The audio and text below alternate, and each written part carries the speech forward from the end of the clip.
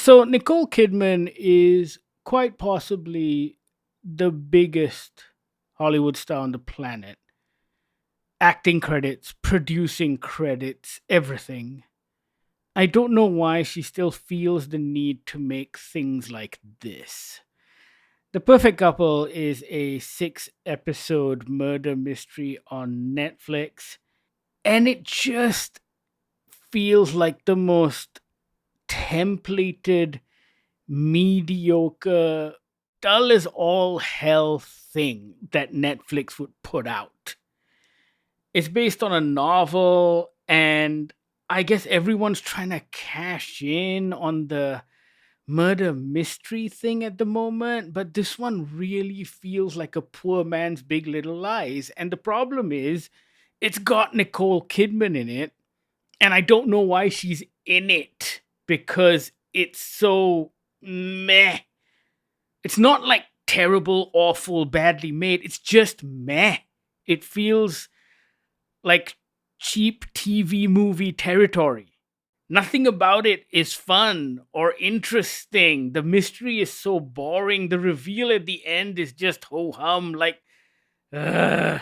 I'm most surprised at the amount of star power this trash has got. I think that for me is surprising. Nicole Kidman, Liev Schreiber, Hewson, Dakota Fanning. It's one thing if these sort of really crappy murder mystery stuff shows up on Netflix and it's got one lead actor. When you said Nicole Kidman was in it, I was like, okay, maybe they spent all of their budget there. But no, this is like fairly strong numbers here. Like, sure, Eve Hewson is not the most recognizable of talents, but she's just coming off of Apple TV Plus's Bad Sisters, which is fucking fantastic. And she's also just a great actress because everything she's been in, she's been very good. Yes. And yet this is just I called it an attempt at an elevated soap opera because throughout these 6 episodes, was it? And thank God it was only 6 episodes. There were all these hallmarks of a soap opera, right? Like they tried to do some really, what's the word I'm looking for? Artsy editing. Did you notice those? Like in the Yes. middle of a conversation, they would cut to the sunset for reasons, I guess. And then they would do these slow reveals about what actually happened on the night of this murder. I'm like, what the fuck, man? You can't make something like this anymore. Not when there is only murders in the building or deadlock or the after party. And I know I'm citing murder mystery comedies, but all of them have such tight writing when it comes to the actual murder that you can't do something like this. You said elevated soap opera. My problem with that is that none of the soapy stuff pays off. Like none of it leads anywhere. It's done for the sake of creating red herrings. In Yes. good shows, like Only Murders, for example, yes, all of the characters have their own little dramas and own little secrets. But at the end of the day, it all ties back into serving the big murder story anyway. That's why it works. That's why it's good. It's not just bullshit that they throw around to confuse you and lead you down the wrong path. That's why Only Murders is heading into its 5th season. And this thing is a one-off. Before we go any further, they have this stupid ass intro sequence, which goes against the tone of what the show is. I don't know what they're trying to do, whether they're trying to be cute, but it's just them dancing like a TikTok dance on the beach for about 30 seconds with the words "the perfect couple" coming up on screen. And it's meaningless. For me, when it first happened in the first episode, I thought, oh, maybe this is a flashback to happier times during the wedding rehearsal dinner eve or something, right? I thought, oh, maybe this is just an episode thing. This is what happens in this episode, and maybe episode 2 they'll just do something else. I thought that could be interesting, but it's not. It's a dance not. sequence that was shot for the sake of it and just included as an intro sequence, which has nothing to do with anything. Even in Peacemaker, when they do that quirky dance sequence at the beginning with John Cena for the intro, it actually matches the tone of his character and what the show is. This Yes. is just nonsense. It's a special kind of bad. It's a waste of time bad. Yes, I was gonna say it's not. I take that back. It's not a special kind of bad. That's a very specific descriptor that you would use for very specific things. This is just lame. Yes, it is lazy. Listen, I understand that it's based on a novel. Novels like this are a dime a dozen. Yeah, This is the publishing industry cashing in. They know people like stories like this. So there are authors that just churn this kind of summer reads year after year after year, right? I haven't read the book. I will say, but if the book is anything like this series, this is exactly the kind of book that Nicole Kidman's Greer rails against the books you find in airport bookstores. But that's exactly what this is. It is an airport read, right? Yes. Which doesn't mean you have to adapt it. I know Netflix is out there constantly looking for new content, but there's better stuff.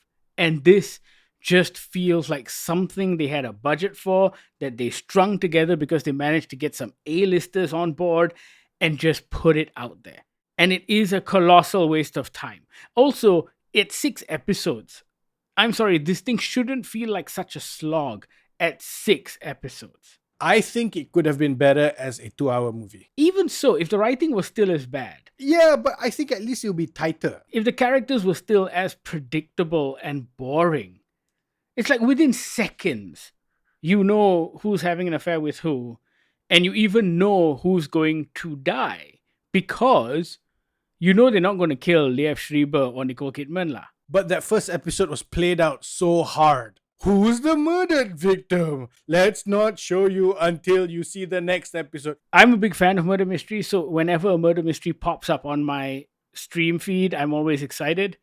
And I thought this might have something because of Nicole Kidman. I just don't know why she has to keep making these things. She really doesn't need to. She is Hollywood royalty. She doesn't have to do this. She literally is better than this. She is actually better than this. Exactly. Also, she did make Big Little Lies, which was a fantastic HBO show. And I keep bringing that up because it feels like the perfect contrast. It feels like the perfect contrast of what everything Netflix stands for versus what everything HBO stands for. In that Netflix needs content. So they keep churning stuff out with the hope that something hits. And the thing is, you're going to watch this, right? Because you see Nicole Kidman and Liev Schreiber on the title screen. And you're like, oh, look, those are huge names in a TV show. I'm going to click play. That's what they're counting on. When you see the poster with her face on it, that's what they're counting on. That's all they care about. That you click play and you watch 50 seconds of an episode because it counts as a view. Meanwhile, when you look at the HBO version of what this is, there is a certain amount of craft that has gone into it. It doesn't feel like an airport novel. When it's on HBO, both the studio executives and the writers know that they have to hit it out of the park each and every fucking episode because they have to convince an audience to come back 6 days later. Yes, exactly. There are actual stakes here. Whereas for The Perfect Couple, it is going to drop. Like Netflix doesn't care if they show you a black screen that you fall asleep to because it's a view. I mean, that's the other thing that drove me crazy about the series, right? Just talking about the quality of writing, and you compare it with something like Big Little Lies, which also has all of these underlying themes with regards to the rich and someone who isn't coming into the family and all of that stuff and the way it plays out. They actually paid attention to that stuff. Here, none of it matters. They kind of allude to, oh, look, the help thinks this way, and the rich think this way, and the poor think another way. But no, none of it actually means anything in the context of the series. It is just window dressing. They cared so little, and by they I mean the producers and the writers of the scripts cared so little for what was going on in this thing. There were long stretches of time where you forgot that anybody was even fucking murdered here. Not only just any random Joe, it was a character's best, lifelong bestest of friends forever. For long periods, she's just going around being like, oh, my mother-in-law doesn't love me. Oh, my brother-in-laws are jerks. Your best friend just got murdered. Maybe have some emotion. I don't know. This was not a good watch. No, I swear to God, if we weren't reviewing it, I think I would have stopped 20 minutes into the first episode.